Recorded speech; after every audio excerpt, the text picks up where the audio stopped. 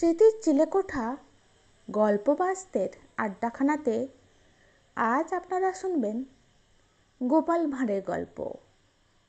গল্পের নাম গোপালের দাওয়াত।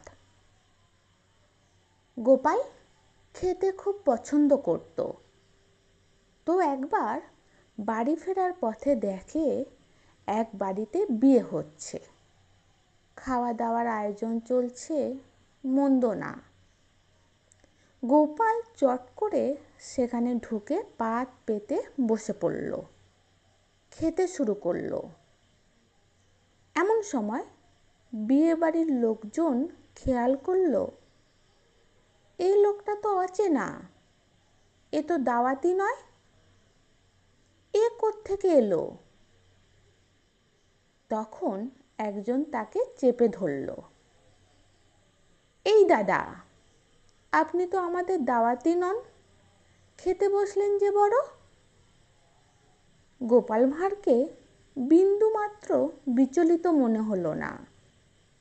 সে দিব্যি খেতেই থাকলো এবং খেতে খেতেই উত্তর দিল, দেখুন, আপনারা আমাকে দাওয়াত না দিয়ে দায়িত্বহীনতার পরিচয় দিতে পারেন, কিন্তু আপনাদের পড়শি হিসেবে আমি তো আর দায়িত্বহীনতার পরিচয় দিতে পারি না।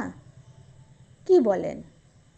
তাই নিজেই চলে এসেছি বলে গোপাল ভাঁড় ঠিক মনোযোগ দিয়ে দিব্যি খেতে শুরু করলো।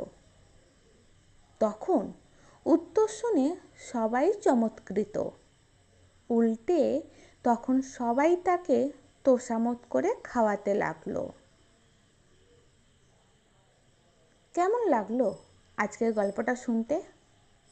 যদি ভালো লেগে থাকে তাহলে লাইক করবেন, শেয়ার করবেন, আর এই ধরনের আরও নানান স্বাদের গল্প শুনতে চাইলে স্মৃতির চিলেকোঠা চ্যানেলটাকে সাবস্ক্রাইব করে আমাদের সঙ্গে থাকবেন।